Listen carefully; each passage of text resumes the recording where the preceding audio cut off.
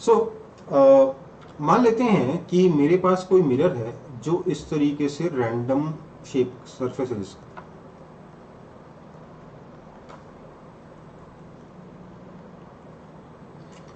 अब इसमें क्या होगा अगर मैं एक पैरेलल बीम ऑफ लाइट इसके ऊपर इंसिडेंट करवाऊं,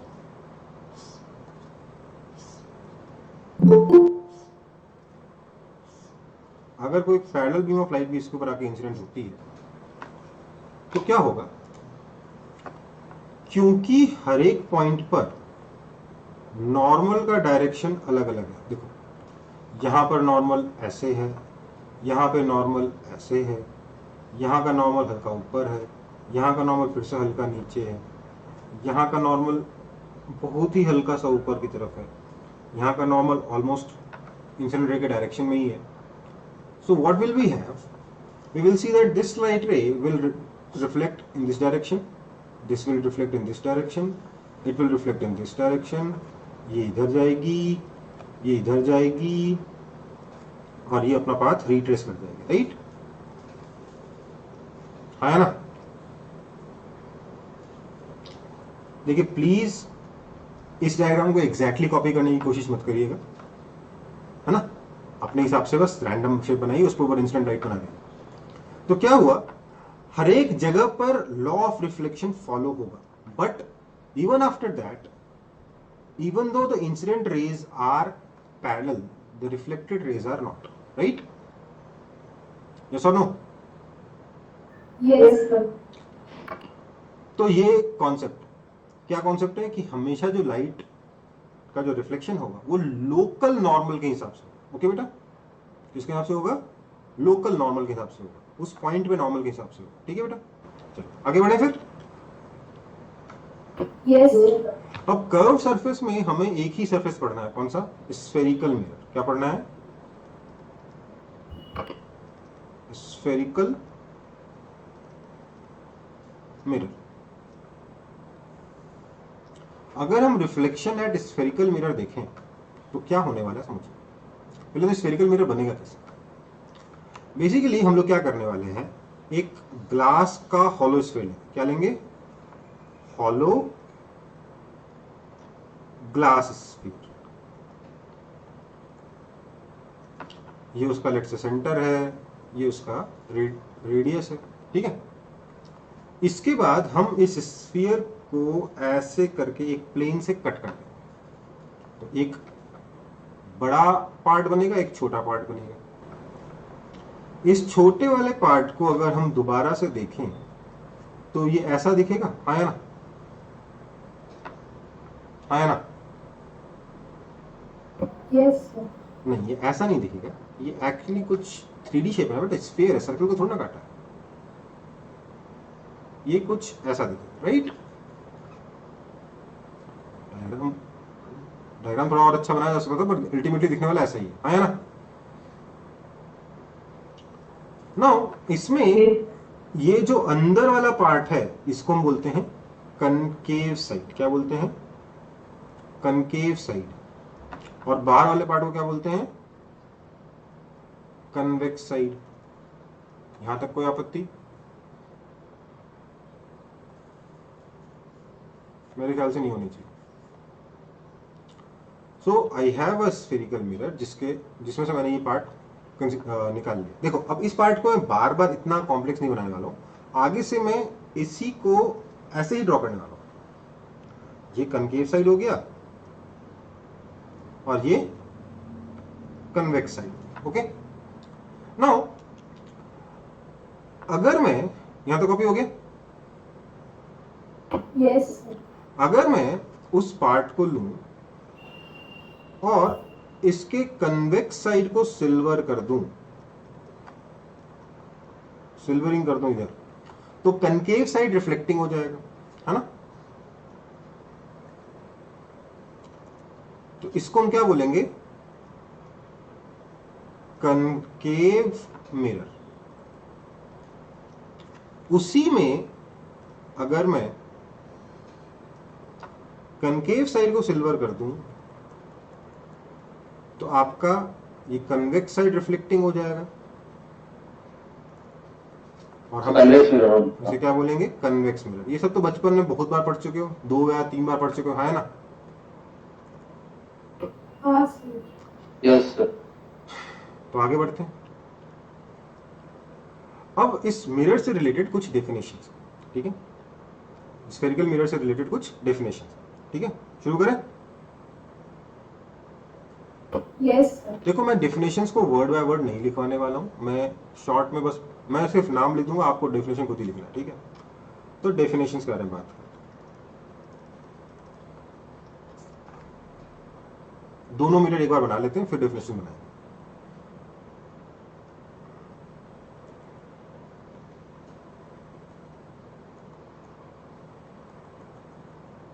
ये इस स्फीयर से बना ये वाला मिरर, कनकेव मिरर, और उसी तरीके से एक और स्फीयर से मेरा बन गया ये कन्वेक्स मिरर। कोई दिक्कत?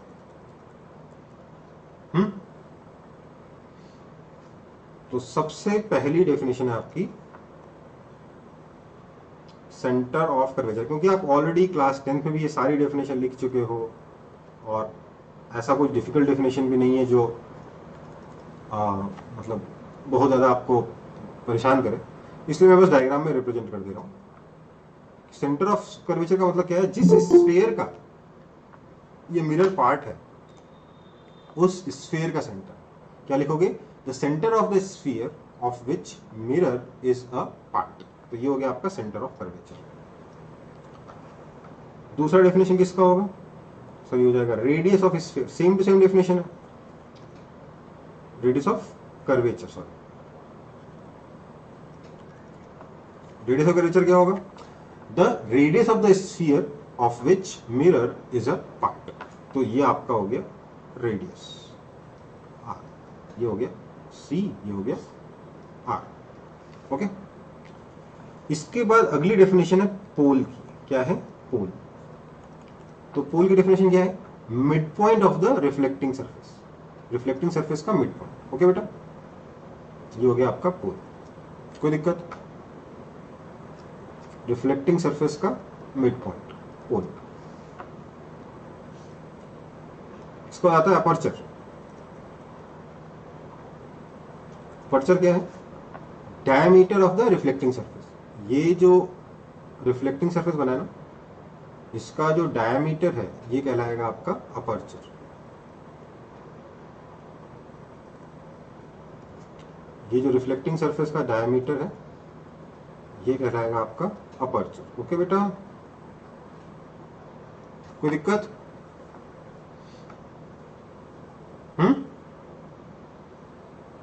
अभी तक कोई दिक्कत है किसी को? Sir no sir. ध्यान दीजिएगा, ये आप बोलोगे सर ये तो सर्कल नहीं है, ये तो सर एक कर्व सरफेस है, इसका अपर्चर कैसे निकालेंगे? तो ध्यान दीजिए, एक्चुअली यहां पर जो सर्कल बन रहा है ना, इस सर्कल का डायमीटर, कर्व सरफेस का डायमीटर नहीं है, इस सर्कल का डायमीटर। ऑल्दो मैं आपको एक चीज और बता दूं कि भले ही हम डायग्राम में इतना ज्यादा कर्व मिरर बना देते हैं, मिरर इतना कर्व नहीं होता। बेसिकली ये जो एंगल थीटा बनता है ना, ये बहुत छोटा होता है, ठीक है। थीटा हमेशा बहुत छोटा रखा जाता है, less than 20 degree, less than 10 degree. Okay बेटा, यस सर। थीटा छोटा रखेंगे तभी अच्छा मिरर बनेगा, नहीं तो अच्छा मिरर नहीं बनेगा, ठीक है। तो अपर्चर, सर जनरली अपर्चर जो है, ध्यान दीजिएगा, जनरली अपर्चर इज, बोले सर इंग्लिश। मैं कह रहा हूँ जनरली अपर्चर को हम लोग बहुत छोटा रखते हैं आर के मुकाबले, और ये थीटा बहुत छोटा रखते हैं, ठीक है। सर बच्चों का डेफिनेशन फिर से रिपीट कीजिए। Diameter of the reflecting surface, ये जो रिफ्लेक्टिंग सरफेस है इसका डायमीटर अपर्चर कहलाएगा। अब रिफ्लेक्टिंग सरफेस का डायमीटर नहीं लेना है, ट्रू सेंस में क्या लेना है, यहाँ पे जो सर्कल बन रहा है उस सर्कल का डायमीटर लेना है, ठीक है। लेकिन डेफिनेशन में क्या लिखोगे, रिफ्लेक्टिंग सरफेस का डायमीटर। ओके, अपर्चर के बाद क्या आएगा, अपर्चर के बाद आएगा प्रिंसिपल एक्सिस। क्या आएगा, प्रिंसिपल एक्सिस। प्रिंसिपल एक्सिस क्या होता है, the line joining centre of curvature and pole, ठीक है। सेंटर ऑफ कर्वेचर और पोल को ज्वाइन करने वाली जो लाइन होगी उसको क्या कहेंगे, प्रिंसिपल एक्सिस कहेंगे। ओके बेटा, कोई दिक्कत? No, sir. प्रिंसिपल एक्सिस के बाद क्या आता है? तो सर प्रिंसिपल एक्सिस के बाद आएगा फोकस। फोकस। क्या आएगा? फोकस। यही एक डेफिनेशन है, बाकी सब एकदम ज्योमेट्री की डेफिनेशन थी। फोकस क्या है? कहते हैं कि all the incident rays that are parallel to principal axis, अगर इंसिडेंट रे प्रिंसिपल एक्सिस के पैरेलल है, then they all meet the principal axis at same point after reflection. एक ही पॉइंट पे मीट करते हैं, ठीक है? This point will be called focus. Okay बेटा, कोई दिक्कत नहीं फोकस में भी? इसके बाद क्या आता है? Focal length. फोकल लेंथ क्या होती है बताइए तो? Distance between pole and focus. ये जो लेंथ आपका पीएफ जो है ना, ये आपका फोकल लेंथ। ओके बेटा?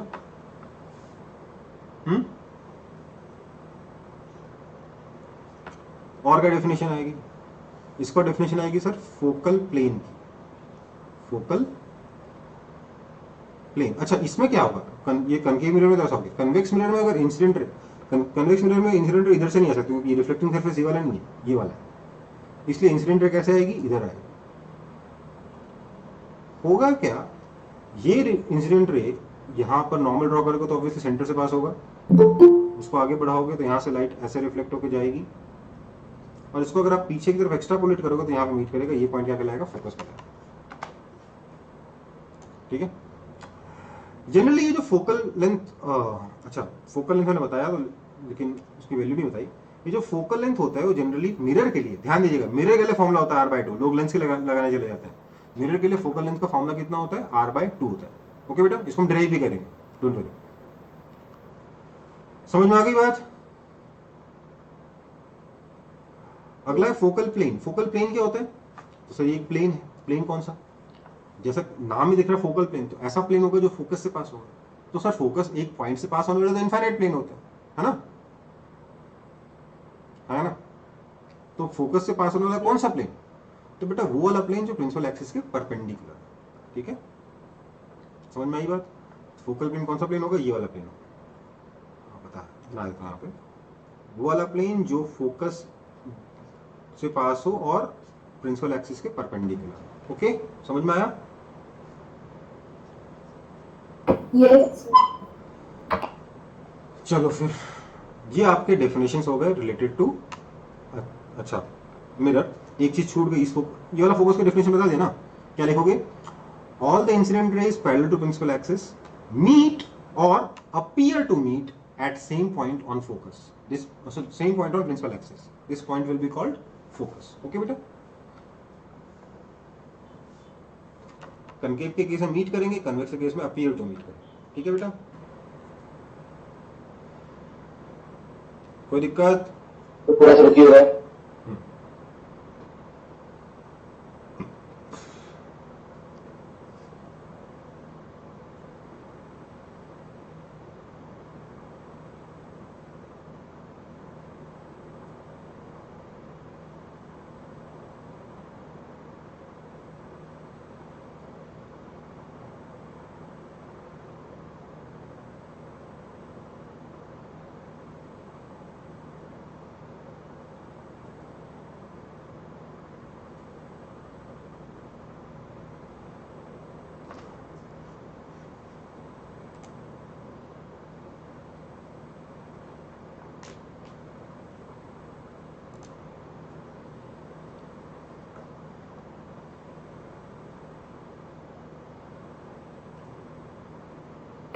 हो गया सर।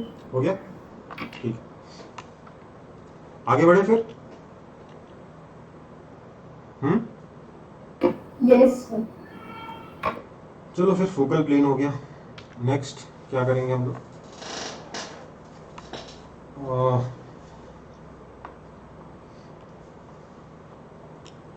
डेफिनेशंस हो गई, ठीक है।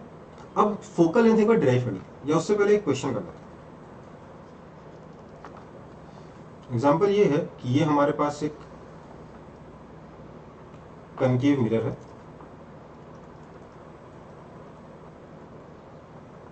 ये इसका पोल है,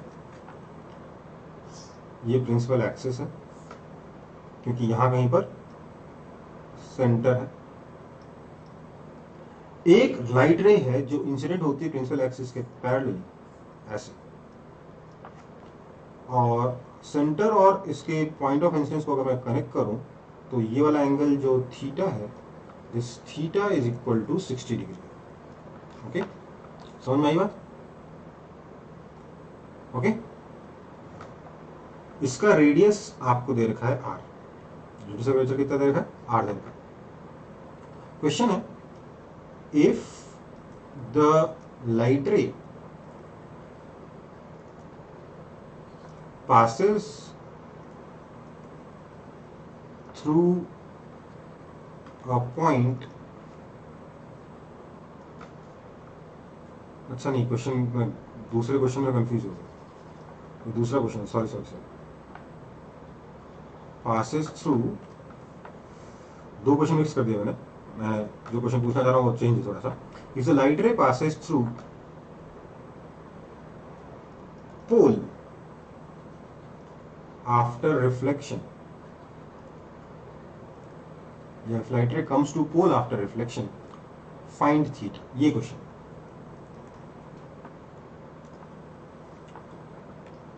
सॉल्व करें?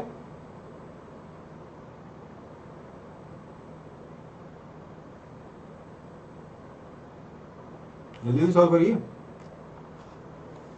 बोला कि जो लाइट रे है रिफ्लेक्शन के बाद पोल पे आ गई ऐसे।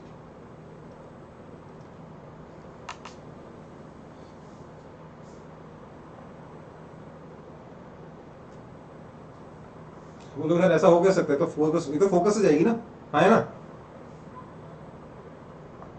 हाँ सर। बात ये ज्योमेट्री तो लगेगी, क्वेश्चन हमें दे दिया तो अपन को सॉल्व करना है, गलत होगा तो बोल देंगे नॉट पॉसिबल, और क्या है ना बेटा? बट कम से कम प्रूफ तो करना पड़ेगा नॉट पॉसिबल, राइट? सर वो पैरेलल दिया हुआ है। हाँ, ये इंसिडेंट रे जो है प्रिंसिपल एक्सिस के पैरेलल है। दिस इज, मैंने बोला था, लिखा नहीं था, पैरेलल टू प्रिंसिपल एक्सिस। हम क्या बोलेंगे सर, अगर ये वाला एंगल थीटा है तो इसका मतलब ये हुआ, दिस इंप्लाइज कि ये वाला एंगल भी थीटा होगा, हाँ या ना? Yes and this will imply कि ये वाला एंगल भी थीटा होगा। क्यों? क्योंकि angle of incidence equal to angle of reflection, right? Yes sir. Now I know that as this is radius and this is also radius, this triangle is isosceles, right? ये side और side वाले, that means अगर ये वाला angle theta है तो ये वाला एंगल भी थीटा होगा, हाँ या ना? Yes sir. सो इस ट्राइंगल में तीनों एंगल थीटा है तो 3 थीटा आपका 180 डिग्री हो जाएगा, मतलब कि थीटा आपका 60 डिग्री हो जाएगा, है सर? आंसर तो आना चाहिए था कि नॉट पॉसिबल, 60 डिग्री पे सॉल्व हो गया, राइट? समझ में आई बात? Yes sir. अब देखो, अगर आपके सब्जेक्टिव में क्वेश्चन तो ऐसे सॉल्व कर सकते हो क्या, ये थीटा इंप्लाई इंप्लाई इंप्लाई, नहीं ना, आपको नाम देने पड़ेंगे। इस पॉइंट का नाम देंगे P, इस पॉइंट का नाम देंगे, या इस पॉइंट का नाम दे दो M, इस पॉइंट का नाम दे दो N, फिर बोलोगे as MP, sorry, NM is parallel to CP, ये इस एंगल को बोल दो alpha, alpha will be equal to theta, right? Then as angle of incidence equal to angle of reflection, alpha will be equal to beta, so beta is also equal to theta. Now in the triangle, this side is equal to this side, so this angle beta is equal to this angle gamma, so gamma is also equal to theta. Therefore all the three angles in the triangle MCP are equal theta, so 3 theta is equal to 180 degree, that means theta is equal to 60 degree. ऐसे करना पड़ेगा, ठीक है? इतना समझ में आता है ना वो एग्जाम में लिखते कैसे? हाँ सर। तो मेन बात वो नहीं, बात ये कि हमारा तो सॉल्व हो गया, क्वेश्चन सॉल्व होना नहीं चाहिए था, तो पोल से कैसे पास हो गया सर? इसको तो फोकस से पास होना चाहिए था, तो उसका जवाब मैं पहले दे चुका हूं। वो सारे कॉन्सेप्ट अभी तक वैलिड है जब तक कि थीटा बहुत छोटा है, राइट? राइट या wrong? Yes sir. The concept of focus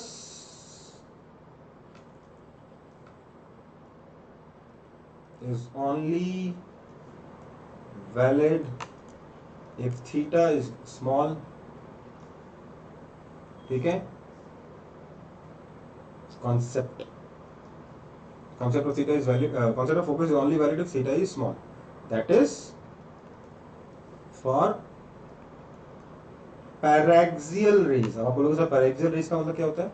वो रेज जो एक्सिस के सिर्फ ऑलमोस्ट पैरेलल ही रहते हैं, मतलब इंसिडेंट रेज जो है वो पैरेलल रहती है. पैरेलल की वजह कहना चाहिए, पता नहीं क्यों पैराक्सियल बोलते हैं.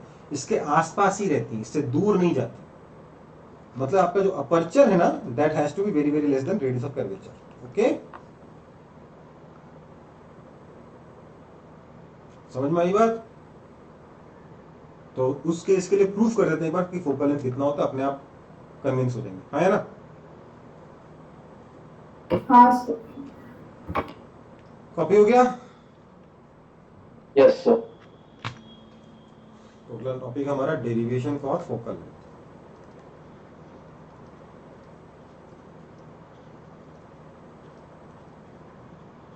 टेंथ क्लास में तो बस बोल दिया था कि फोकल लेंथ r/2 होता है, ड्राइव तो कभी किया नहीं.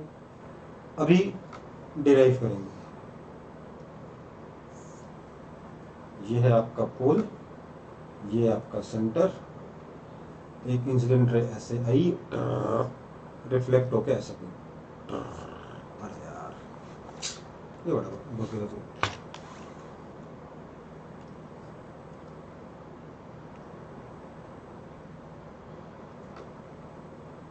अच्छा यहाँ से पहले ज्वाइन करते हैं इसको.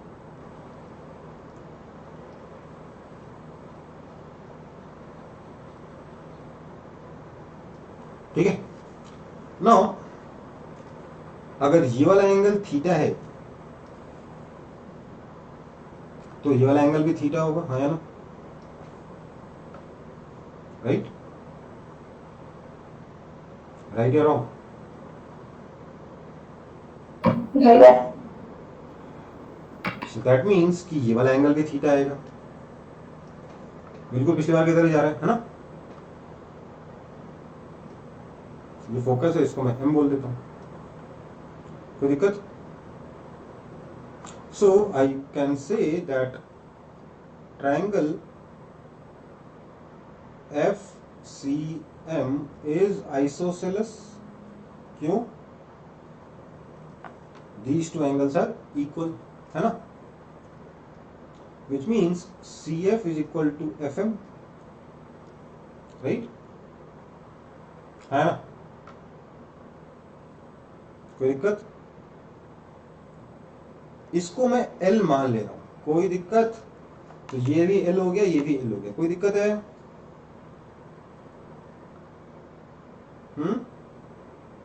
No sir. नाउ इसके बाद अगर मैं यहां से एक परपेंडिकुलर ड्रॉप कर दूं तो इस पॉइंट को अगर मैं n बोल दूं तो क्या कह सकता हूं? Cn is equal to L cos theta and Mn is also equal to L cos theta. Clearly I can say Cm is equal to 2L cos theta, right? Right? Sir मैं क्या क्या वहाँ पर? अरे ये आइसोसेलेस ट्रायंगल है मेरे भाई. यहाँ से परपेंडिकुलर ड्रॉप करेंगे. ये L है, ये R है. ये कितना होगा? L cos theta होगा. Yes sir. ये कितना होगा? L cos theta होगा. तो L cos theta plus L cos theta is equal to R, क्योंकि एंगल में थीटा है ना. That means L is equal to R by 2 cos theta, right? Therefore focal length F, ये है ना focal length,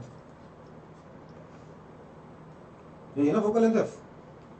This focal length F is equal to R minus L, that is equal to R minus R by 2 cos theta, which means focal length F is equal to R into 1 minus 1 by 2 cos theta, right? बोलो. Yes. If theta is small, focal length is equal to, क्योंकि theta small होगा तो cos theta कितना हो जाएगा? 1. तो focal length कितना हो जाएगा? R by 2. कोई दिक्कत?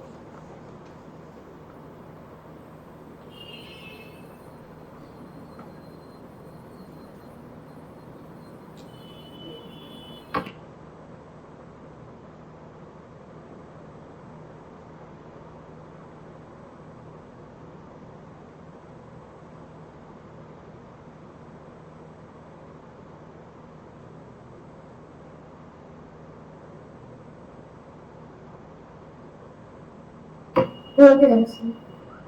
हो गया? Sir okay.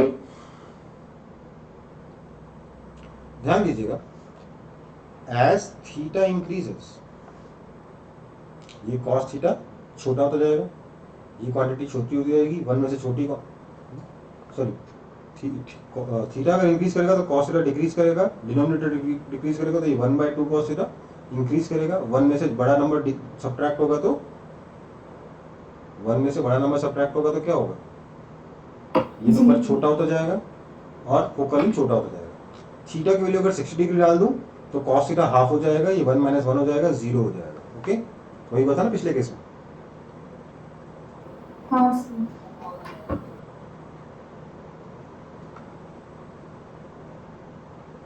So the concept of focal length is valid only for concept of focus is valid only for small theta. तो सर इतनी दिनों से हम फालतू ही स्पेशल केस ही पढ़ते आए हैं। हाँ, अगर आपको ये कॉन्सेप्ट ऑफ फोकस बड़ी चीजों के लिए वैलिड करवाना है तो आपका जो मिरर है वो कैसा होना चाहिए, स्फेरिकल नहीं होना चाहिए, पैराबोलिक होना चाहिए। ओके, पढ़ा है ना पैराबोलिक मिरर बचपन में भी, नहीं पढ़ा? हेडलाइट में पैराबोलिक मिरर लगा होता है ना? Yes sir. चलो फिर कॉपी हो गया डेरिवेशन ऑफ फोकल लेंथ का। Yes sir.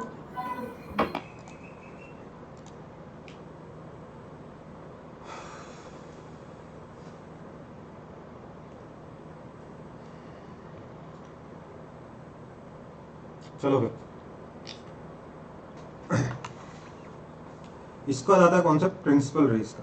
प्रिंसिपल रेज याद है कि भूल गए?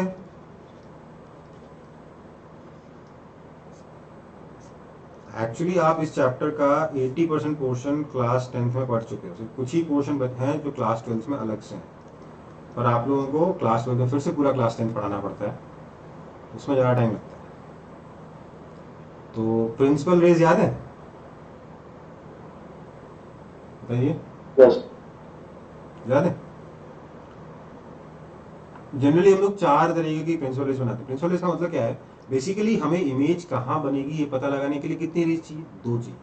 तो हम वैसी कुछ रे डिसाइड कर ली जिनका ड्रॉ करना आसान है, ठीक है, और उन रेज को हम लोगों ने प्रिंसिपल रेज कहते हैं, स्पेशल रेज है, ठीक है। तो मैं एक ही डायग्राम में सारे बना दूं?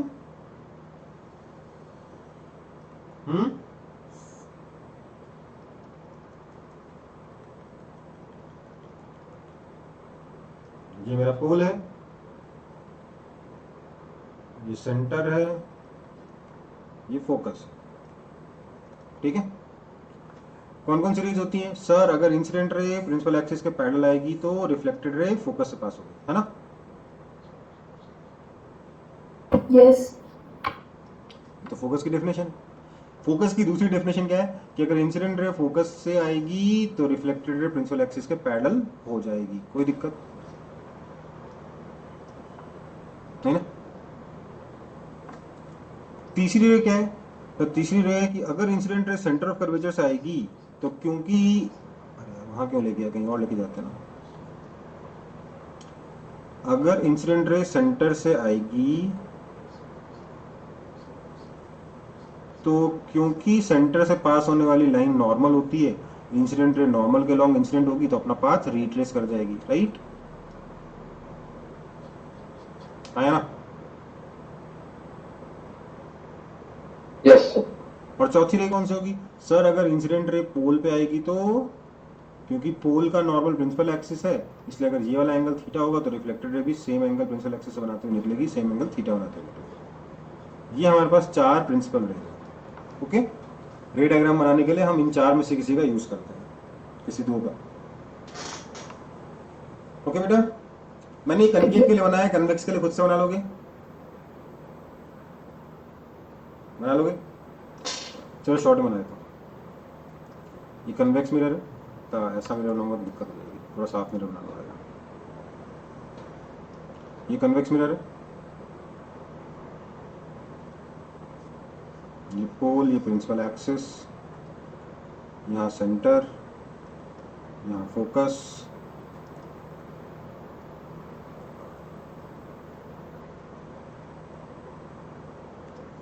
अगर इंसिडेंट रे पैरेलल आएगी तो रिफ्लेक्टेड रे ऐसे जाएगी जिससे लगेगा कि फोकस से आ रही है। अगर इंसिडेंट रे फोकस की तरफ जाएगी तो रिफ्लेक्टेड रे प्रिंसिपल एक्सिस के पैरेलल हो जाएगी। अगर इंसिडेंट रे पोल पे आएगी तो जितना angle incident ray principal axis से बनाएगी रिफ्लेक्टेड रे भी उतना ही एंगल प्रिंसिपल एक्सिस से बनाएगी, राइट।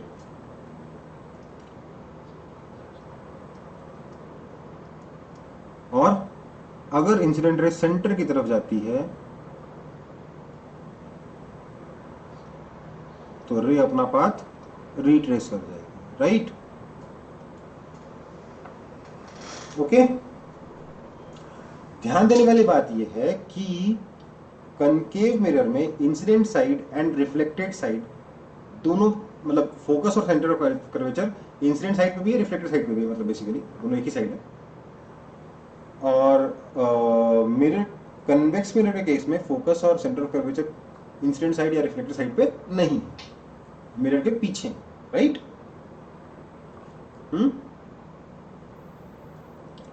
सो आपके प्रिंसिपल रेज हो गए।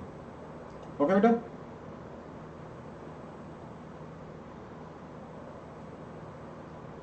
बढ़ू आगे। Yes, sir. Okay sir.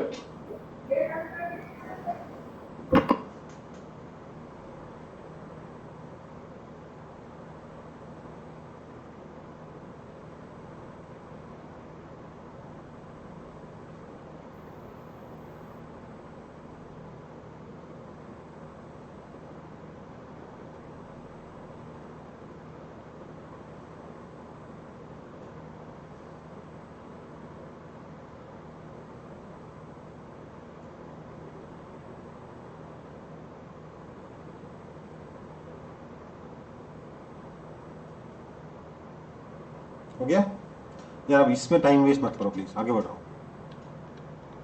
हो गया ना। हाँ सर। इसके बाद आएगा क्या, रे डायग्राम।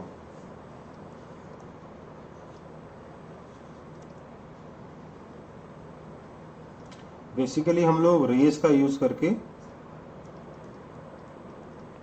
ऑब्जेक्ट की पोजीशन से इमेज की पोजीशन निकालेंगे, है ना। ये भी किया हुआ अपन ने क्लास 10th में अच्छे से, है ना। Yes, sir. तो इसमें पहले पढ़ेंगे हम लोग क्या, कनकेव मिरर पढ़ेंगे। क्या पढ़ेंगे, कनकेव मिरर पढ़ेंगे। याद है कि भूल गए हो ये सब। रे डायग्राम किसी भी केस का बना लोगे,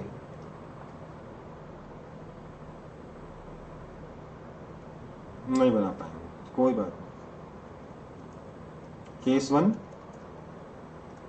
ऑब्जेक्ट एट इंफिनिटी, ठीक है। देखो ऑब्जेक्ट एट इंफिनिटी में ना एक ऑप्शन आपके पास क्या है,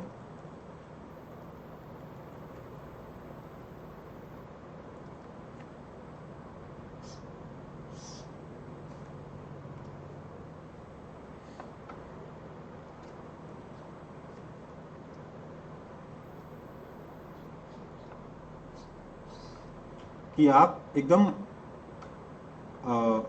जो, अगर ऑब्जेक्ट इंफिनिटी पे रखा हुआ है तो जो इंसिडेंट रेज आएंगी इंफिनिटी से वो तो पैरेलल होंगे ना एक दूसरे के, है ना। अब इसमें क्या है आपका, अच्छा ये पोल है, आपके पास एक चीटिंग करने का ऑप्शन होता है कि आप सारी रेज को प्रिंसिपल एक्सिस के ही पैरेलल ले आओ, बट उससे वो एक, उससे क्या होगा, सारी रेज आके फोकस में मीट करेंगी और आप बोल दोगे image will be at focus, है ना, है ना। बोलो। सर रैंडम डायरेक्शन में लेके फोकल प्लेन से भी तो पास करा सर। हाँ, या दूसरा तरीका क्या है कि आप इंसिडेंट रेज ले लो, दो ऐसी पैरेलल लो लेकिन एक दूसरे के पैरेलल लो। एक जो फोकस से आई वो रिफ्लेक्शन के बाद यहां से पैरेलल हो जाएगी,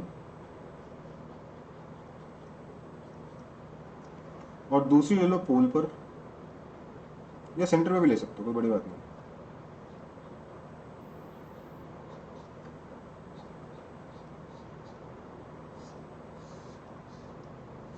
तो ये रिफ्लेक्ट होकर सेम एंगल बनाते हुए यहाँ पर मीट कर जाएगी, है ना।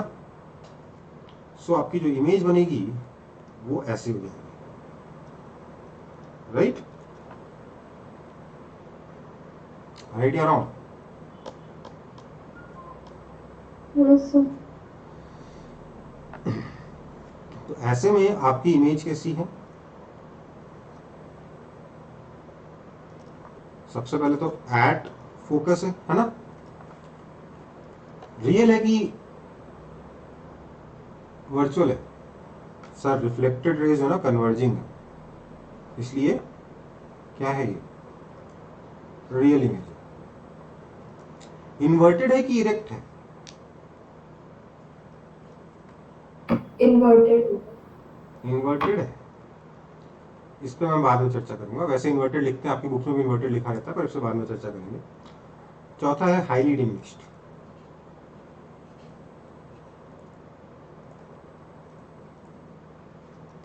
हाईली डिमिनिश्ड कैसे बोल सकता हूं मैं? देखो सर, ये वाला एंगल थीटा और ये वाला एंगल थीटा बराबर है ना। तो जो ऑब्जेक्ट होगा उसकी साइज तो इतनी बड़ी होगी, मतलब जितना दूर जाओगे उतने, क्योंकि इनफाइनाइट पे तो थीटा इंटू दिया वाला पूरा डिस्टेंस होगा, राइट। इनफाइनाइट साइज का होगा और उसके सामने इमेज की कोई औकात ही नहीं है। तो इमेज कैसी है? हाईली डिमिनिश्ड, राइट, है ना। हाँ सर। पर इससे पहले कि मैं आगे बढ़ूं, मुझे बताइए आपका ऑब्जेक्ट कैसा है? जो थर्ड वाले मैंने क्वेश्चन मार्क लगाया ना इन्वर्टेड पे, उसका जवाब देने के लिए आपको बताना पड़ेगा ऑब्जेक्ट इज, ऑब्जेक्ट कैसा है, रियल है कि वर्चुअल है?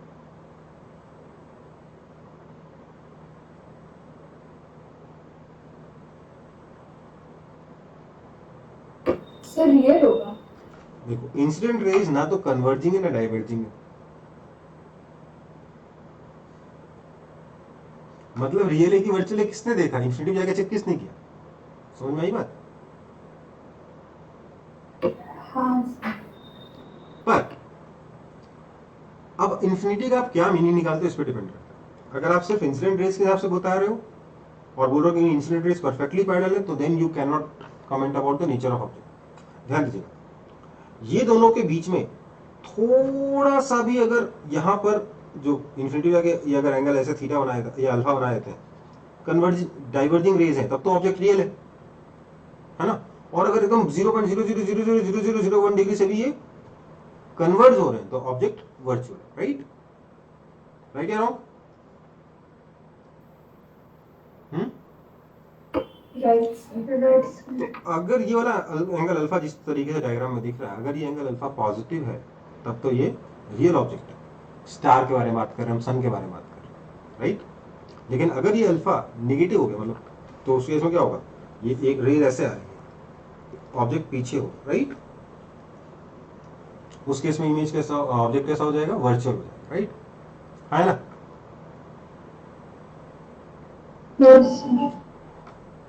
सो उस केस में आप देखिए आपका ऑब्जेक्ट यहां है और वो ऑब्जेक्ट ऐसा है, राइट।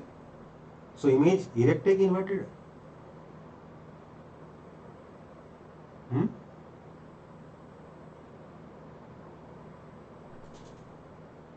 समझ में आ रहा है कॉन्सेप्ट? इमेज को मैं कह रहा हूं, अगर ये अल्फा थोड़ा सा भी नेगेटिव है, मतलब देखो अल्फा अगर एग्जैक्टली जीरो तब तो बात ही बेकार है कि ऑब्जेक्ट कहाँ है मालूम ही नहीं, तो कैसे बताएं इमेज इन्वर्टेड है कि इरेक्ट है, मतलब ऑब्जेक्ट इधर है कि इधर है पता ही नहीं, राइट। हाँ अगर अल्फा थोड़ा सा ही पॉजिटिव तो ऑब्जेक्ट इधर है, इमेज इन्वर्टेड है। अगर अल्फा थोड़ा सा भी नेगेटिव है तो ऑब्जेक्ट इधर है, इमेज इरेक्ट है ना। इसलिए ये इन्वर्टेड हम लोग लिखते हैं, मैं बताता हूं क्यों लिखते हैं, ये भी बताऊंगा। इन्वर्टेड हम लोग लिखते हैं, पर यहां पर आपको पता होना चाहिए कि कंफ्यूजन है, क्योंकि इंसिडेंट रेज ना कन्वर्जिंग है ना डाइवर्जिंग, ओके। ये वो इन्वर्टेड क्यों लिखते हैं? क्योंकि बेटा हम जब बोलते हैं ना ऑब्जेक्ट एट इंफिनिटी, हम कुछ मीन कर रहे हैं इससे। We are talking about image of star जो कि बहुत दूर है, that is not at infinity. अगर एग्जैक्टली इंफिनिटी हो जाएगा तो इमेज को इन्वर्टेड लिखना मुश्किल हो जाएगा, ओके। समझ में आया? दूसरी बात सर हाँ, सर अगर एग्जैक्टली इन्फिनिटी को तब तो इन्वर्टेड ही होगा। एग्जैक्टली अगर इन्फिनिटी है तो पता ही नहीं ना इधर है कि इधर है। इन्फिनिटी तो इधर भी है, हाँ। इन्फिनिटी तो उधर भी है। किधर है बताओ ऑब्जेक्ट? लेकिन सर लाइट रेस तो उधर से आ रही है ना सर। बेटा ये आपको किसने कहा यार? अगर ऑब्जेक्ट आपका पीछे भी है तो लाइट रेस तो इधर से ही आएंगी ही। इसलिए तो मैंने पूरा ऑब्जेक्ट और इमेज वाला कॉन्सेप्ट कवर किया था। और लाइट रे किधर से आ रही है इससे ऑब्जेक्ट और इमेज का मतलब नहीं है। सर रियल और मतलब ऑब्जेक्ट रियल है कि वर्चुअल इसका मतलब नहीं है। ठीक है, फोकस। समझ में आई बात? इन्फिनिटी का मतलब अगर हम लोग बहुत दूर बोल रहे हैं तब तो ये एकदम सही लिखा हुआ है। लेकिन अगर इन्फिनिटी का मतलब हम ट्रू इन्फिनिटी और हम बोल रहे हैं कि हमारी इंसिडेंट रेस पैरेलल है तो ये इस स्टेटमेंट का कोई सेंस ही नहीं बनता। ठीक है, समझ में आई यस बात? इसके बारे में कमेंट ही नहीं करना चाहिए हमें। और हम ऑब्जेक्ट को उस इन्फिनिटी पे रखेंगे, चिंता ना करो। क्वेश्चन हमारा ऑब्जेक्ट उस इन्फिनिटी पे हम लोग रखेंगे, डोंट वरी। ओके, एटलीस्ट अगर क्वेश्चन में नहीं करेंगे तो कम से कम बाद में एक ग्राफ बनेंगे, उस ग्राफ में जरूर रखेंगे। ठीक है बेटा, तो ये क्लियर है एकदम?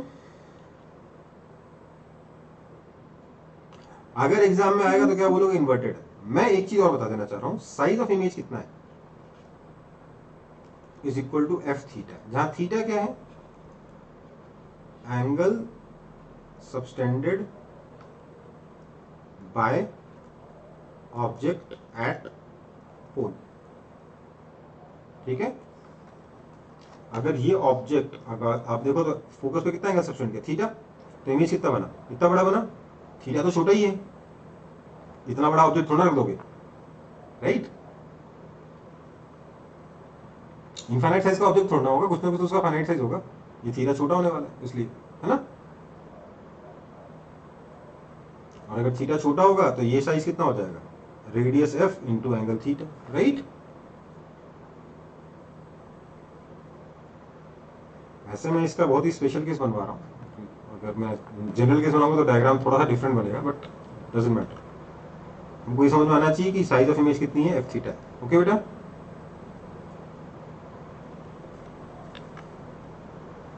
कोई दिक्कत? No sir. No sir. फिर भी अगर आपको जनरल केस का डायग्राम देखना है तो देख लो थोड़ा सा एक बार। ये मिरर है,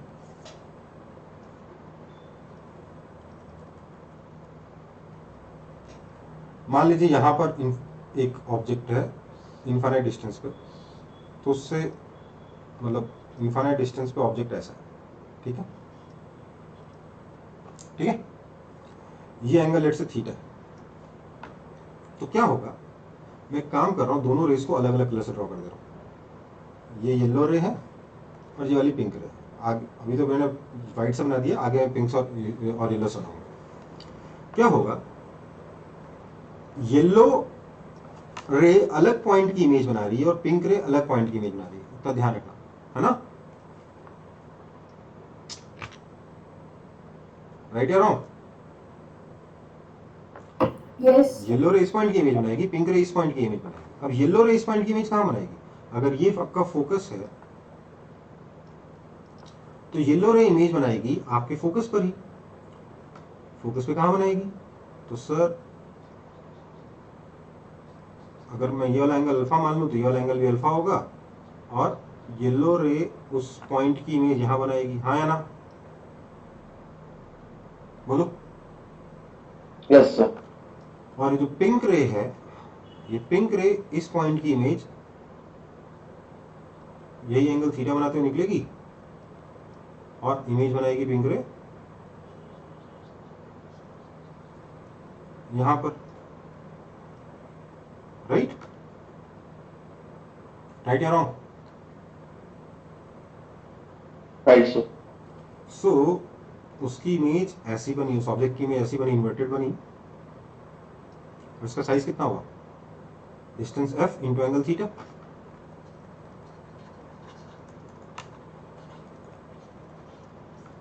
आया ना?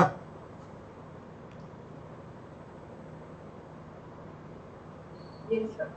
तो सन अगर बता दिया कि सन आपके मिरर पे इतना एंगल सब्टेंड कर रहा, तो बताओ उसकी इमेज किस साइज की बनेगी, निकाल लोगे? यस बढ़े आगे फिर। इनफैक्ट एफ थीटा के आगे से बेसिकली जितनी भी डिस्टेंस पे इमेज बनेगी, that distance into theta, right? Right या रॉन्ग?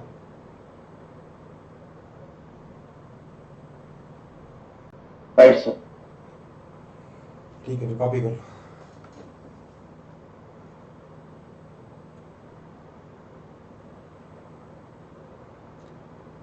तो केस 1 हो गया object at infinity.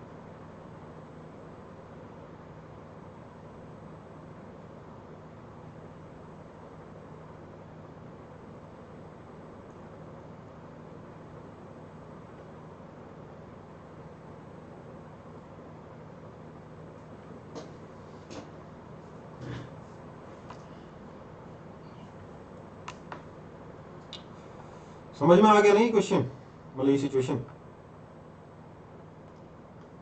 Sir alpha के डिपेंड रहेगा, अल्फा पे डिपेंड नहीं करेगा साइज। कहाँ डिपेंड कर बेटा, अल्फा तो छोटा है बेटा, अच्छा, सारे एंगल छोटे होंगे, बार बार बोल रहा हूँ, सारे एंगल छोटे होंगे, ठीक है?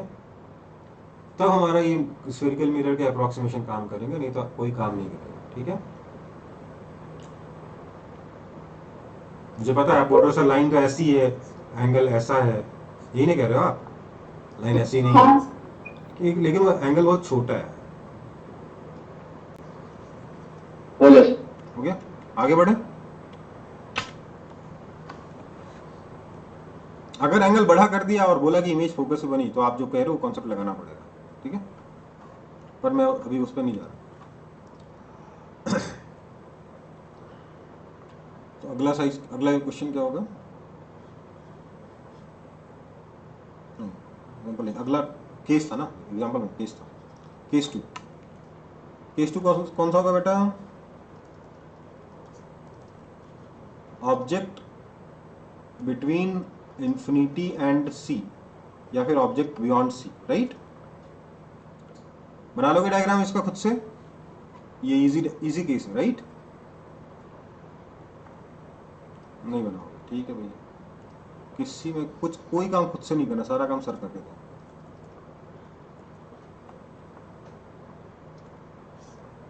ले भाई, ये पोल है, ये सेंटर है, ये फोकस है, ये सब तो क्लास 10th में करके आओ, फिर से दोबारा बनवा रहा हूँ मुझसे। ऑब्जेक्ट यहाँ पर है, ठीक है? मैंने बोला देखो, इसका ना मेरे को आंसर याद है कि जब ऑब्जेक्ट सेंटर के दूर होता है, सेंटर और इन्फिनिटी के बीच में होता है, तो इमेज फोकस और सेंटर के बीच होती है। आपको याद है क्या? Yes sir. याद है? Yes sir. तो जब आपको ये याद है, इसलिए तो आपका रे डायग्राम में कितनी भी गलती हो, आपका आंसर सही आए, इसके लिए आप दो अच्छी रेस सिलेक्ट कर सकते हो, जिसमें कोई कंफ्यूजन ही नहीं हो सकता इस कॉन्सेप्ट को लेकर। एक रे वो जो सेंटर से गई, तो आपको सेंटर से आई, मतलब सेंटर के आगे ही नीचे की तरफ है मिरर के, राइट? प्रिंसिपल एक्सिस के, राइट? और दूसरी रे वो ले ली मैंने जो प्रिंसिपल एक्सिस के पैरेलल है। तो रिफ्लेक्शन के बाद ये फोकस से गई, तो ये नीचे कब है? फोकस के लेफ्ट में, है ना? तो ये रे जो सेकंड रे है वो फोकस के लेफ्ट में नीचे है, और फर्स्ट रे सेंटर के राइट में नीचे है। तो मीट तो हमेशा सेंटर के राइट में, फोकस के लेफ्ट में कर सकते हैं ना ये, है ना? अब इसको आप रे डायग्राम कितना भी गंदा बनाओ, कितना भी आप आड़ा टेढ़ा लाइन बना लो, आपकी इमेज की लोकेशन सही आएगी कि नहीं आएगी? हाँ सर। सो द इमेज कैसी बनी बताइए तो? सर सबसे पहले तो रियल है कि वर्चुअल है? फिर पहले तो कहाँ है? बिटवीन एफ एंड सी। सबसे पहले क्या देखेंगे? अब कोई, अगर आप मान लीजिए सब्जेक्टिव में क्वेश्चन कर रहे हो, कोई प्रॉपर्टी छूटे नहीं, इसके लिए तरीका बता रहा हूँ। सबसे पहले ये देखो कि स्क्रीन कहाँ रखूंगा तो इमेज बनेगी। तो आपने बोला स्क्रीन जहाँ इमेज बनेगी वही ना स्क्रीन रखोगे, तो सबसे पहले इमेज की लोकेशन बता दी, एफ और सी के बीच। उसके बाद क्या सही में स्क्रीन पे इमेज बनेगी कि नहीं बनेगी? तो हाँ भाई, तो इमेज रियल है इसलिए बन जाएगा, राइट? उसके बाद अच्छा मैं उस इमेज को देखना चाहता हूँ, मेरे को तो इमेज सीधी देखनी होगी ना, कहीं उल्टी तो नहीं बन जाएगी? हाँ सर, इस केस में इन्वर्टेड ही बनेगी। अच्छा चलो ठीक है, ये भी बता दो कि बड़ी होगी कि छोटी होगी। इन्वर्टेड होगी तो उल्टा होगा देख लूंगा, सर के बल खड़ा होकर देख लूंगा, पर उल्टी हुई कि सीधी, बड़ी है कि छोटी है तो बता दो। सर छोटी छोटी होगी diminished। तो डिमिनिश्ड, राइट। तो इस तरीके से क्या आप इमेज की कोई प्रॉपर्टी छोड़ोगे नहीं, लिखते हो। ठीक है बेटा, गलती से जो छूट जाता है छोटा मोटा सा। समझ में आया? रे डायग्राम सिंपल है ना ये वाला? हाँ अब कई लोग लेते हैं कि नहीं सर मैं तो सर दूसरा दूसरा वो वाला लूंगा जो फोकस से जाएगा और पैरेलल टू प्रिंसिपल एक्सिस आएगा। बिल्कुल ले सकते हो, पर इसमें प्रॉब्लम क्या होती है, मान लीजिए आपने ये रे ऐसे बना दी, गलती से आपकी मैंने मेरे हल्की से नीचे की तरफ बेंड हुई थी ना, देख रहे हो, हल्की से नीचे की तरफ कर्व आ गया मेरे रे में, है ना। अगर वैसा ही रे हल्का कर्व हल्का सा ऊपर की तरफ आ जाए तो पता है क्या होगा, रे डायग्राम ठीक से नहीं बनाओगे तो इंटरसेक्शन हो जाएगा यहाँ पर। गड़बड़ हुआ कि नहीं हुआ? हाँ सर। तो इसलिए मैंने वो दोनों रेस सिलेक्ट करी जो मैंने बताई आपको। हालांकि ये बताने लायक चीज नहीं है, प्रैक्टिस वाली चीज है, पर भावनाओं को समझो। सॉरी, गलत रिव्यू उठा लिया।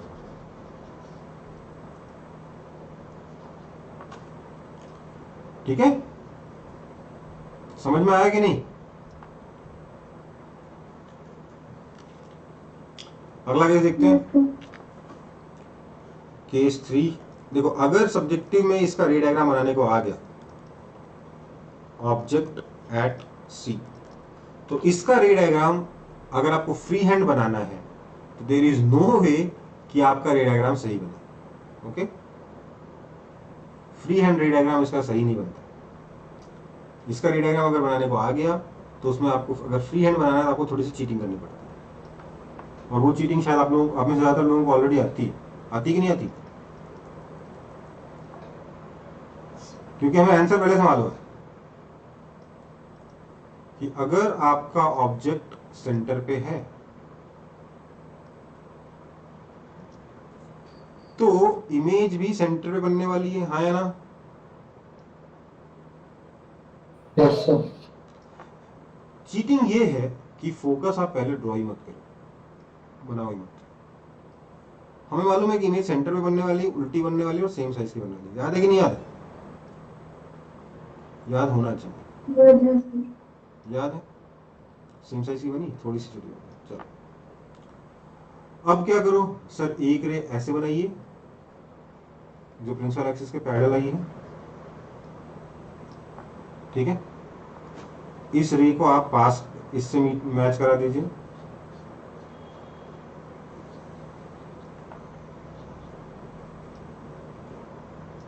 दूसरी रे सर ऐसे बनाइए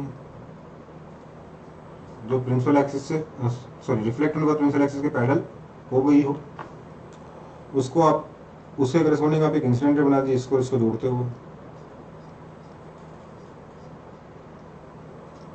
देखो ये आस ठीक से इंटरसेक्ट नहीं किया ना आपस में, एग्जैक्ट इंटरसेक्शन नहीं है ना, कोई बात नहीं, यहाँ पे थोड़ा बड़ा सा ऐसे फोकस बना दो, हो गया, है ना।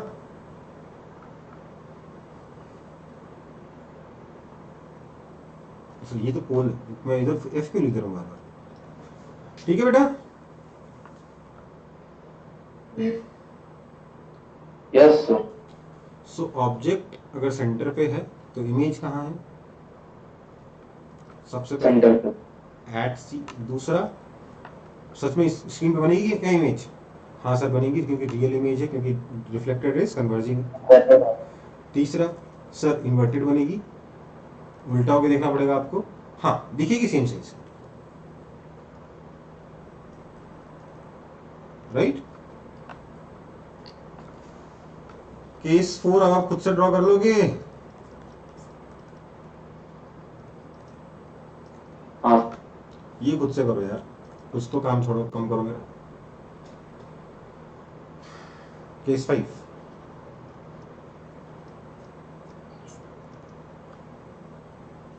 Object at focus. ठीक है, देखो अगर ऑब्जेक्ट फोकस पर है तो फिर से हल्की सी चीटिंग करनी चाहिए डायग्राम बनाने के लिए, क्योंकि हमें मालूम है इमेज कैसे बनने वाली है। कहाँ बनेगी? अगर ऑब्जेक्ट फोकस होगा तो इमेज कहाँ बनेगी बताइए? Sir infinity. इंफिनिटी बनेगी। चीटिंग कैसे करनी चाहिए? इस बार सेंटर ड्रॉ मत करो, ठीक है। ऑब्जेक्ट को आपने फोकस पे बनाया, ऑब्जेक्ट को फोकस पे बनाते हैं ऐसे हमेशा, क्योंकि इंफिनिटी बनने वाली इमेज बहुत बड़ी बनने वाली, राइट? तो प्लीज ऑब्जेक्ट, जब इमेज बड़ी बनने वाली ना तो ऑब्जेक्ट को छोटा बनाइए, और अगर इमेज छोटी बनने वाली है तो ऑब्जेक्ट को थोड़ा सा बड़ा बनाइए, जिससे रे डायग्राम थोड़ी साफ साफ बने। ओके बेटा, कोई दिक्कत? तो ये मेरा ऑब्जेक्ट है। अब मैंने बोला, मतलब ये सब मैं आपको नीट एंड क्लीन रे डायग्राम कैसे बनाते हैं, उसकी ट्रिक्स क्या क्या हैं, चीटिंग कैसे कैसे कर सकते हो, ये सब सिखा। एक रे तो प्रिंसिपल एक्सिस के पैरेलल लेके आइए और इसको फोकस से पास करा दीजिए। ठीक है बेटा, ये बन गया एक रे, है ना? राइट? अब दूसरी रे में चीटिंग करनी है। क्या? ये जो रे बनी ना, इसके पैरेलल लेके आइए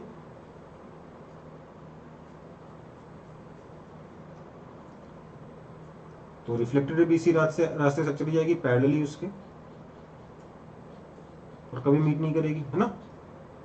अब ये जहां मीट करी उसको सी बोल दीजिए। हो गई चीटिंग?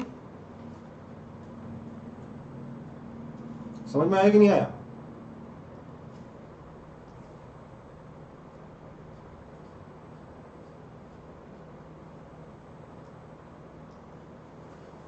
कोई दिक्कत?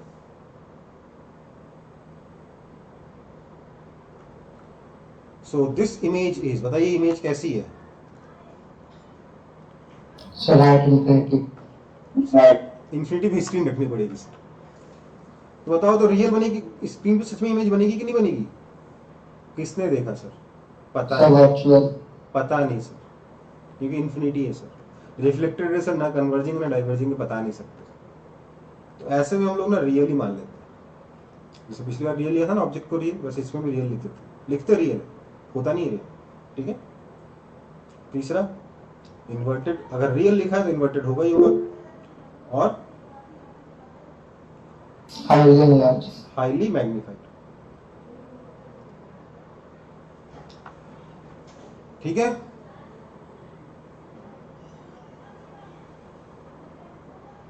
कोई दिक्कत? हालांकि ये चीज और ये चीज क्वेश्चनेबल, राइट?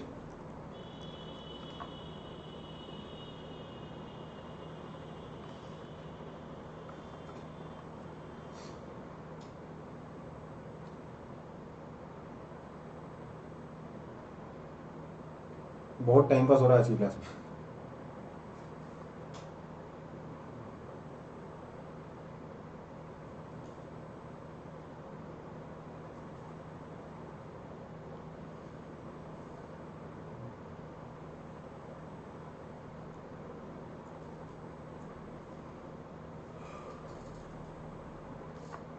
हो गया सर। हो गया? चलो,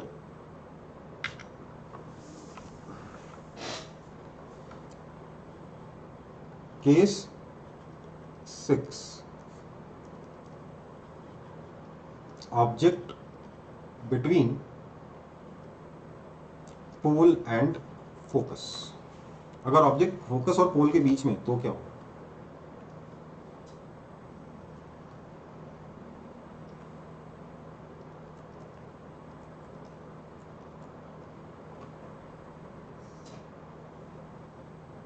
ये पोल है,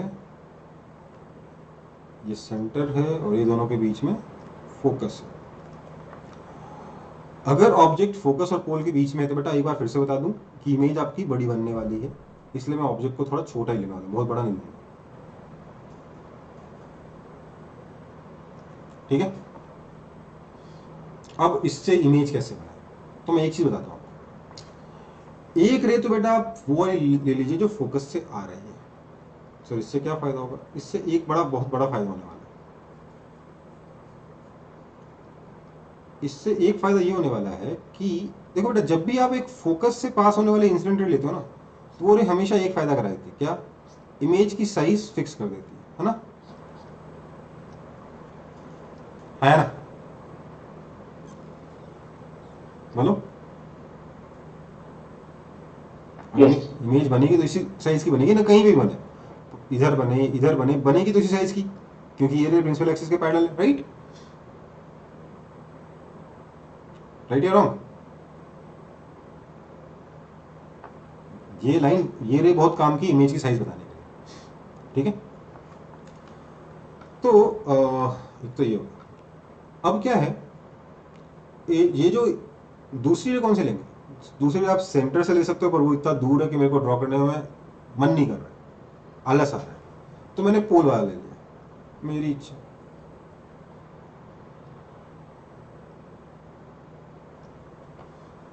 इससे क्या डायग्राम थोड़ा मेरे को नीट एंड क्लीन दिख रहा है, ज़्यादा तामझाम नहीं दिख रहा है, दोनों रे अपने अलग अलग दिख रही है ना? अब इसको अगर मैं पीछे की तरफ एक्स्ट्रापोलेट करूंगा तो इंटरसेक्ट नहीं करना है, और कोई उपाय है नहीं। सो ये आपका इमेज बन गया है ना?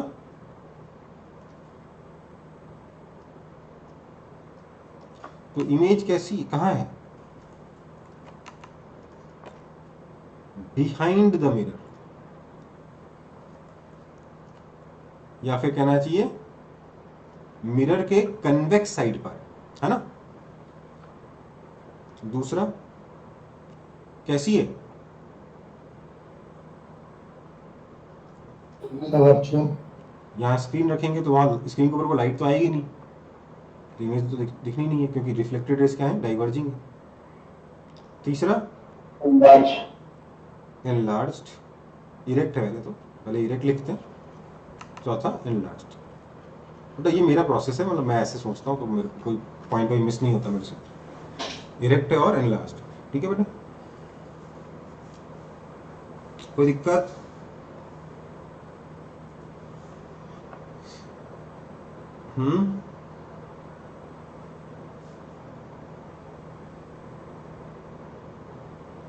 No sir. और कोई केस है क्या इसके अंदर?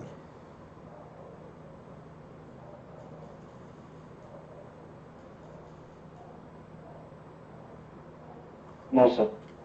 मैं बताता हूँ केस 7।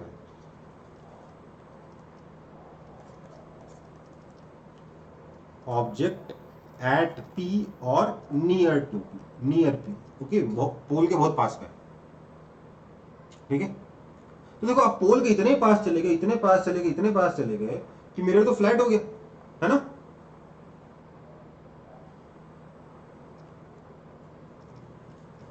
मुझे आप पोल के एकदम बगल में आ गए तो लाइट तो जो भी निकलेगी एकदम प्लेन मिरर से टकराएगी ना, मिरर के बहुत छोटे पार्ट से टकराएगी, जो कि अपने आप में प्लेन मिरर है। मिरर इज इफेक्टिवली, अदरवाइज आपका एंगल बहुत छोटा हो जाएगा। अगर आप छोटे एंगल पे लाइट भेजोगे अपने ऑब्जेक्ट से, तो मिरर के बहुत ही कम हाइट पे मीट करेगा, तो मिरर उतनी देर तक मिरर क्या प्लेन है। So image is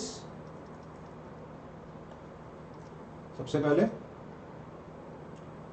behind the mirror, दूसरा बिहाइंड द मिरर वर्चुअल है, तीसरा इरेक्ट है, और चौथा सेम साइज। सेम साइज की इमेज 2 बार बनती, समझ में आई बात? सेम साइज की इमेज 2 केसेस में बनती है, सेंटर पे भी और पोल पे भी, ओके बेटा?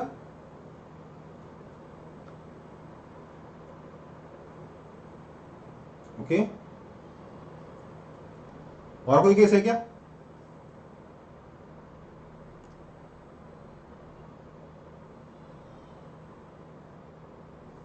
और कोई केस छूटा? No sir. ठीक, कॉपी हो गया? यस। एक और case, case 8, object behind the mirror. आप बोलोगे सर है, बिहाइंड द मिरर रखेंगे तो ये मेरा मिरर है सर, मैं मिरर के पीछे रखूंगा ऑब्जेक्ट को तो इमेज बनेगी थोड़ा ना, बनेगी क्या?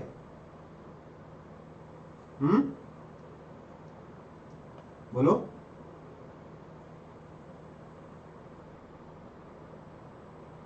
मिरर के पीछे से रिफ्लेक्शन होता है क्या? No sir. तो इस ऑब्जेक्ट की इमेज बनाएगा क्या मिरर? बोलो ना भाई, नहीं बनाएगा ना? Let's see. सबसे पहले तो आप लोग फिर से ऑब्जेक्ट की डेफिनेशन भूल गए, यहाँ पे कोई मोमबत्ती जला लूंगा तो उसको थोड़ा ना ऑब्जेक्ट बोलूंगा मैं। ऑब्जेक्ट किसको बोलूंगा? जब इंसिडेंट रे आके यहाँ मीट कर रही होगी तो बोलूंगा, राइट? है ना? तो उसके लिए पहले रे को इंसिडेंट होना पड़ेगा। इधर से लाइट आएगी तो उसे इंसिडेंट नहीं कहेंगे। इंसिडेंट रे किसको कहेंगे? इंसिडेंट रे कहेंगे उस केस में, उस केस को जब आपका लाइट रे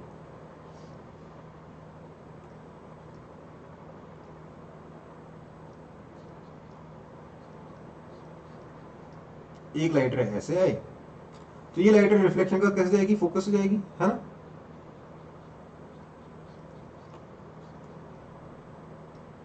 है ना? कोई दिक्कत? No sir. एक लाइट रे मैं वो ले लेता हूं जो पोल से आ रही है।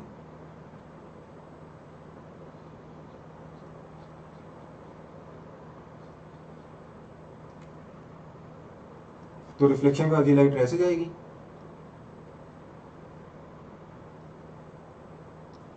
राइट?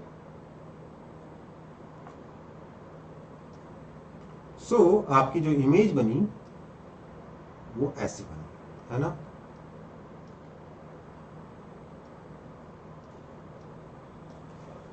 है ना?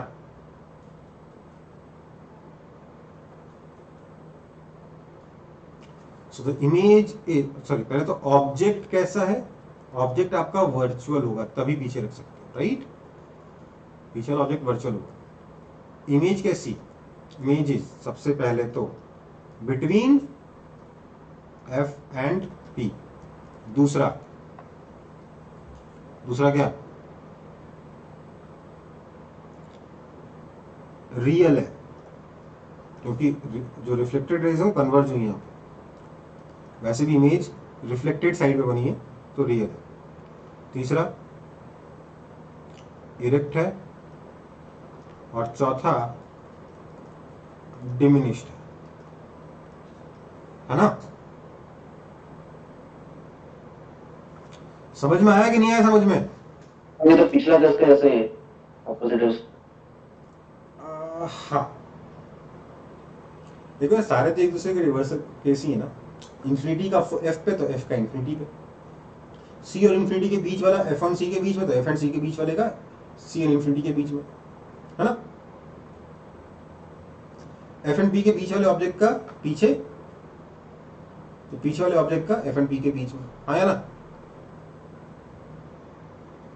यस सर, हाँ, सर प्रैक्टिकली इमेज को देखते मिरर के पीछे तो फिर आगे तो नहीं बनता है।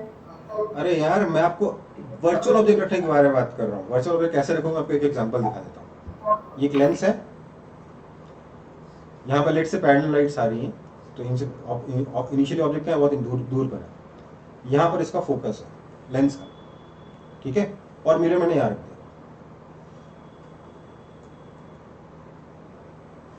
तो क्या होगा, ये जो इमेज यहाँ फोकस में बनाने वाला था,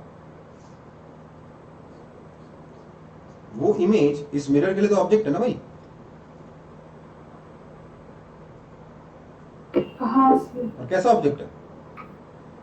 वर्चुअल। तो इसकी इमेज क्या बनाएगा? मिरर। अब ये फोकस ऑफ लेंस है, यहाँ पे लेट से फोकस ऑफ मिरर है, तो मिरर इसकी इमेज बनाएगा यहाँ पर। समझ में आई बात? हाँ सर। ठीक है, वो वाला केस है। आपको जब ऑब्जेक्ट बोलते हैं ना, आप एक फिजिकल ऑब्जेक्ट के बारे में सोचते हो। मैं बार बार बोल रहा हूँ, फिजिकल ऑब्जेक्ट सोचना बंद कर दो। ऑब्जेक्ट कैसा होता है? इंसिडेंट रेज का इंटरसेक्शन होता है, ओके? यस।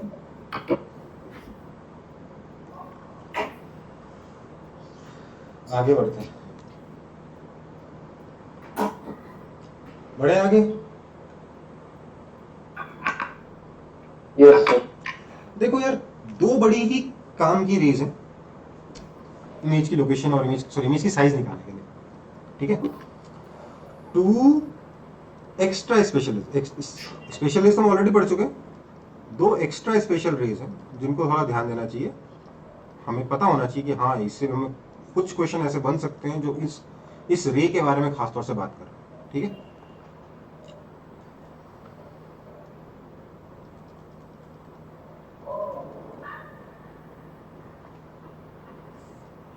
ये मिरर है, ये आपका सेंटर ऑफ कर्वेचर है, ये फोकस है। अब सोचिए आपका जो ऑब्जेक्ट था, अगर ये इधर की तरफ मूव कर रहा है वेलोसिटी v से प्रिंसिपल एक्सिस के अलॉन्ग, तो इसमें एक रे बड़ी स्पेशल है, जो ऑब्जेक्ट कहीं पे भी रख दोगे ये वाली रे हमेशा वैसी की वैसी रहेगी। देख रहे हो, ऑब्जेक्ट को आप आगे पीछे घूम मूव करते रहिए, ये रे ऐसे ही आएगी इन मिरर पे, हाँ है ना, इसी बात के अलॉन्ग आएगी, ऐसे ही इंसिडेंट होगी मिरर पे। यस और no?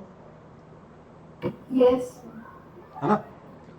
So this will say tell you कि अगर ऑब्जेक्ट का हाइट कुछ भी फिक्स है तो इमेज जब भी बनेगी इसी लाइन पर बनेगी, हाँ या ना। इसी लाइन पे बनेगी का मतलब the image can be here, here, here, here, here और हियर, राइट? राइट या रॉन्ग? Yes. और इमेज का साइज डिटरमाइन करने के लिए एक दूसरी रे, कौन सी? वो रे जो, ये तो बहुत ही ज्यादा स्पेशल है, दूसरी रे कौन सी स्पेशल है? ये वाली जो पिंक से करने वाला जो फोकस से जाती है।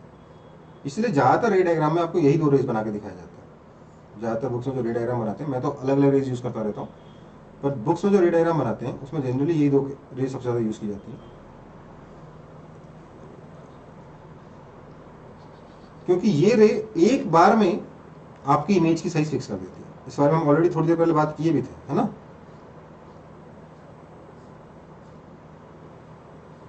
इंसिडेंट रे जो फोकस से जा रही है वो एक बार में आपकी इमेज की साइज फिक्स कर देती है ना। इमेज जब भी बनेगी इसी साइज की बनेगी, कहीं भी बनेगी, बनेगी इसी साइज की, हाँ है ना।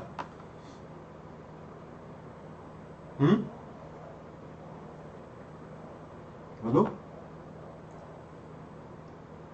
Yes, sir.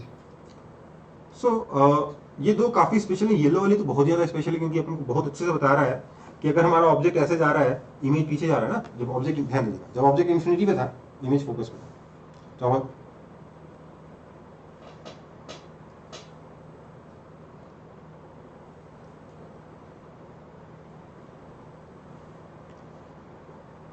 जब ऑब्जेक्ट इंफिनिटी पे था तो इमेज फोकस पे था। जब ऑब्जेक्ट इंफिनिटी और सी के बीच में आया तो इमेज फोकस और सी के बीच में चला गया, है ना, है ना।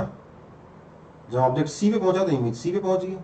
जो ऑब्जेक्ट सी को पार करके सी और एफ के बीच में गया तो इमेज सी और इंफिनिटी के बीच में पहुंच गया। जब ऑब्जेक्ट फोकस पे गया तो इमेज इंफिनिटी पहुंच गया, है ना। सो जब ऑब्जेक्ट और इमेज, ये फोकस, अच्छा इमेज को येलो समझते, ऑब्जेक्ट ये फोकस है, यहां पर इंफिनिटी है। ऑब्जेक्ट जैसे जैसे फोकस की तरफ गया, इमेज वैसे वैसे फोकस से दूर गया और अल्टीमेटली इंफिनिटी पहुंच गया, है ना, राइट। समझ में आई बात? Yes, sir. तो ऑब्जेक्ट और इमेज हमेशा अपोजिट डायरेक्शन मूव करते हैं, राइट। लेकिन इसके बाद क्या हुआ, जैसे ही ऑब्जेक्ट फोकस को पार किया, इमेज तुरंत इस इंफिनिटी से जंप करके उस इंफिनिटी पहुंच जाएगी। फोकल लेंथ के जस्ट डीएक्स लेंथ लेफ्ट में है तो इमेज इस इंफिनिटी पर, बहुत बड़ी है पर इस इंफिनिटी पर। और जैसे ही ऑब्जेक्ट फोकल लेंथ से जस्ट डीएक्स लेंथ उधर जाएगा, इमेज यहां से जंप करके इस इंफिनिटी पहुंच जाएगी। समझ में आई बात?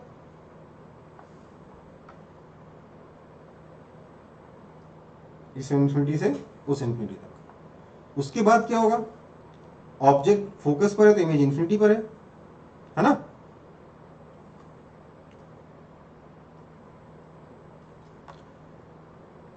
सेकंड स्टेज में जब ऑब्जेक्ट फोकस से पोल की तरफ जाएगा तो इमेज इधर इंफिनिटी से पोल की तरफ आएगा। समझ में आई बात? कोई दिक्कत? तो बीच में एक बार इमेज का टेलीपोर्टेशन हुआ है, एक झटके में इमेज का टेलीपोर्टेशन हुआ, बट अदरवाइज वेलोसिटी इमेज की हमेशा ऑब्जेक्ट के अपोजिट डायरेक्शन में। हाँ या ना, बोलो। Yes yes sir. इसके बाद मैंने एक और केस बता दिया आपको, वर्चुअल वाला। जो वर्चुअल वाला केस है उसमें क्या है, जब ऑब्जेक्ट इधर जा रहा है, मतलब वर्चुअल ऑब्जेक्ट बन गया इधर वाला, तो इमेज फिर से इस पोल से फोकस तक आ जाएगी और सारा का सारा रेंज कवर हो गया। समझ में आई बात? यहां तक आपका रियल ऑब्जेक्ट है, ये आपका वर्चुअल ऑब्जेक्ट। वर्चुअल ऑब्जेक्ट के बारे में बहुत ज्यादा बात नहीं करी जाती, पर आपको कॉन्सेप्ट पता होना चाहिए। समझ में आया?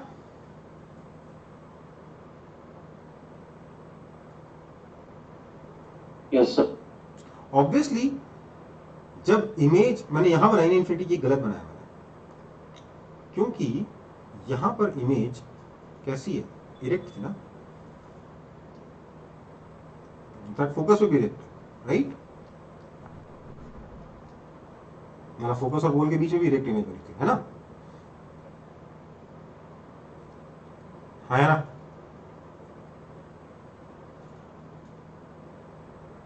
एक बहुत ही इंपॉर्टेंट चीज आप यहां नोट कर सकते हो ऑब्जेक्ट और इमेज के बारे में, अगर सारे केसेस को एक जगह कंपाइल करोगे तो। एक तो दोनों की वेलोसिटी अपोजिट डायरेक्शन में हमने देख ही लिया, कैसे कैसे मूव करेंगे वो हमने देख ही लिया। एक बड़ी ही इंपॉर्टेंट तरीके की चीज नोट कर सकते हो,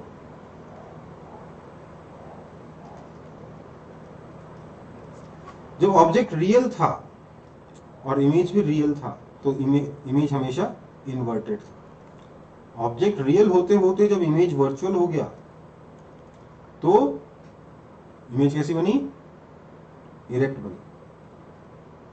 जब ऑब्जेक्ट वर्चुअल हो गया,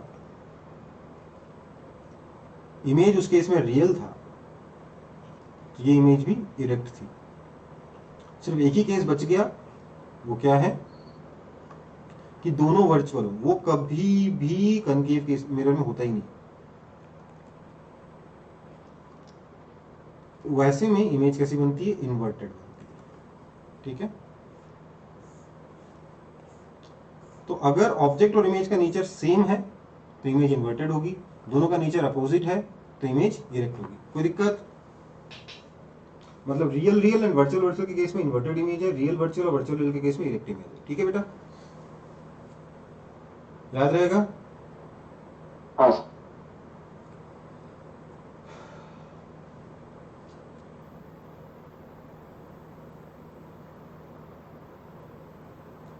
तो इमेज का नेचर कैसे चेंज हो रहा है, ये एनालिसिस समझ में आ रही कि नहीं आ रही?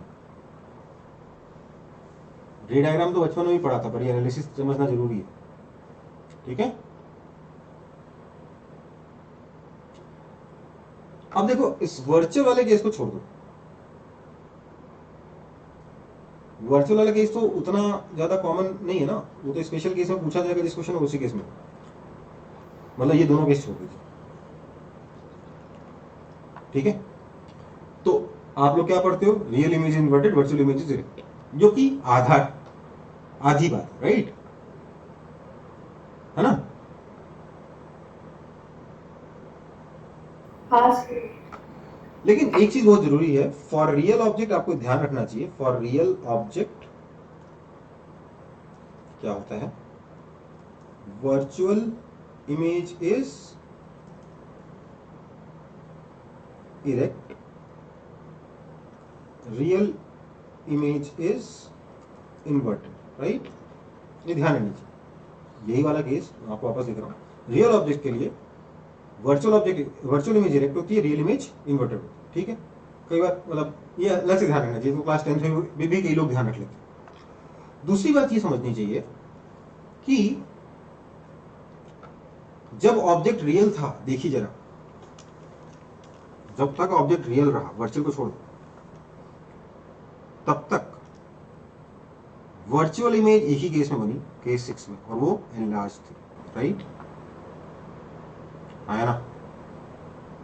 इन्वर्टेड इमेज या रियल इमेज सेम साइज की हो सकती है, छोटी हो सकती है, बड़ी हो सकती है, सब है। छोटी है, बड़ी है, सब है। बड़ी वाला मैंने बनाया नहीं, जो भी है, छोटी हो सकती है, बड़ी हो सकती है, सेम साइज की हो सकती है, इन्वर्टेड इमेज या रियल इमेज। पर जो वर्चुअल इमेज बनी, जो इरेक्ट इमेज बनी रियल ऑब्जेक्ट के लिए, वो कैसी बनी? इनलार्ज्ड बनी, राइट? समझ में आई बात? तो एक और चीज जो आप नोट करने लायक है, for real object concave mirror never forms। एक टाइप की इमेज कभी नहीं बनी, बाकी सब बना दी, एक टाइप की इमेज कभी नहीं बनी। कौन सी नहीं बनाई? बता दो।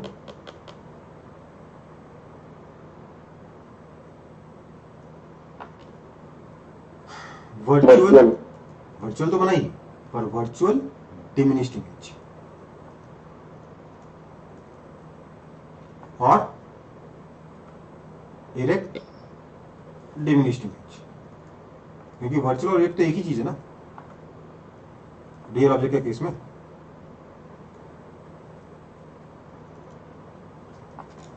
ओके बेटा,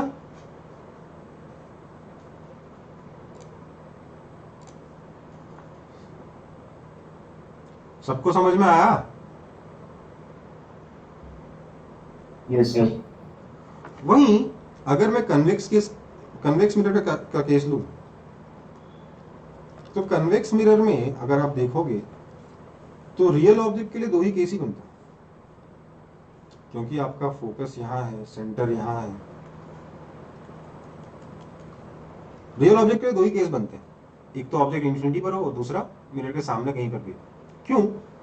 क्योंकि आप ऑब्जेक्ट की पोजीशन तो पोल, फोकस और सेंटर यहाँ पे डिफाइन कर रहे हो ना, वो तो सारे राइट साइड में जब भी बनेगी, मतलब मिरर के पीछे जब भी ऑब्जेक्ट रखाएगा, कैसा ऑब्जेक्ट रहेगा? वर्चुअल ऑब्जेक्ट रहेगा, राइट? तो रियल ऑब्जेक्ट के लिए ही केस, दो ही केस बनते हैं। इन्फिनिटी वाला तो पता ही है, फोकस से बनेगा, उसको ड्रॉ नहीं कर रहा हूं। किसी और पॉइंट पे अगर मिरर के सामने ऑब्जेक्ट है, तो एक रे जो यहाँ बहुत काम आएगी वो ये वाली है, जो प्रिंसिपल एक्सिस के पैरेलल है।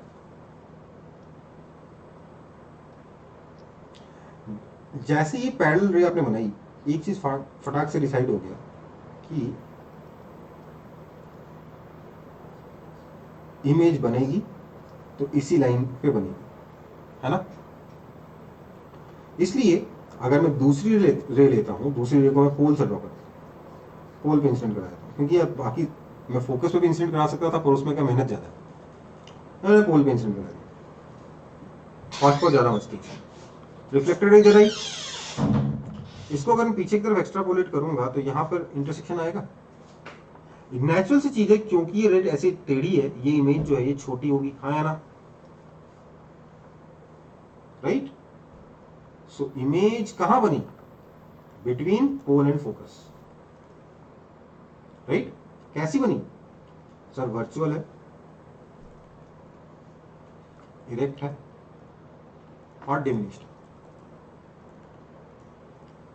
तो वो वाला केस कि रियल ऑब्जेक्ट के लिए जो वर्चुअल इमेज बनेगी वो हमेशा इरेक्ट होगी, वो कन्वेक्स मिरर में भी काम करता है। इनफैक्ट ये जो है ना, ये सिर्फ कनकेव मिरर के लिए नहीं, ऑल मिरर्स एंड लेंसेज के लिए काम करता है ये टेबल। ठीक है बेटा?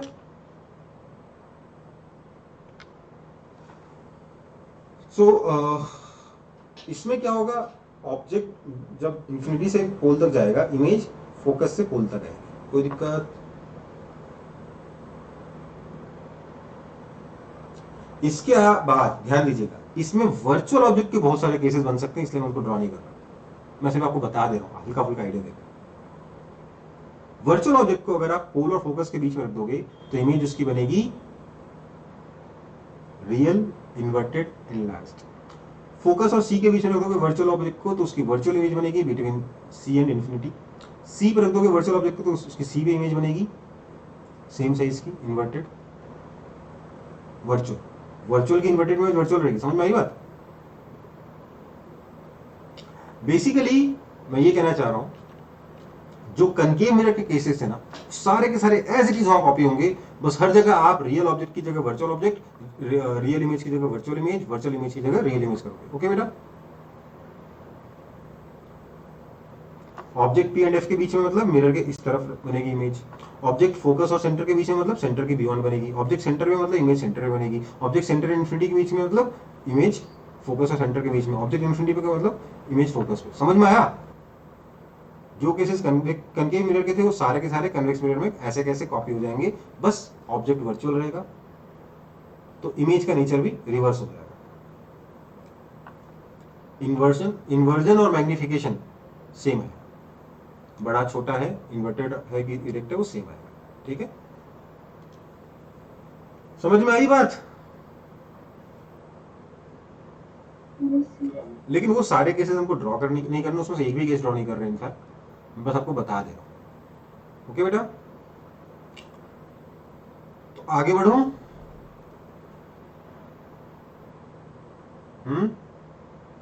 एक और बात बड़ी खास कि रियल ऑब्जेक्ट के लिए concave mirror never forms virtual diminished while convex mirror always forms virtual diminished. So सिर्फ और सिर्फ इमेज का नेचर देख के आप बता सकते हो मिरर कौन सा है, हाँ या ना। ये बहुत इंपॉर्टेंट कॉन्सेप्ट है कि जो एक रियल ऑब्जेक्ट के लिए जो इमेज कनकेव मिरर कभी नहीं बनाता, कन्वेक्स मिरर हमेशा वही इमेज बनाता है, real sorry virtual and diminished. Okay, समझ में आई बात?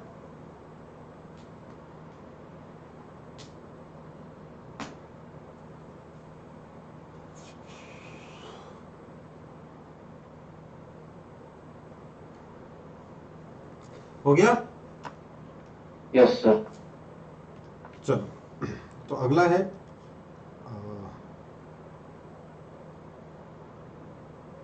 सर हाँ तो क्लास कब तक चलेगा सर? बस अब खत्म ही कर रहा हूं। Mirror formula,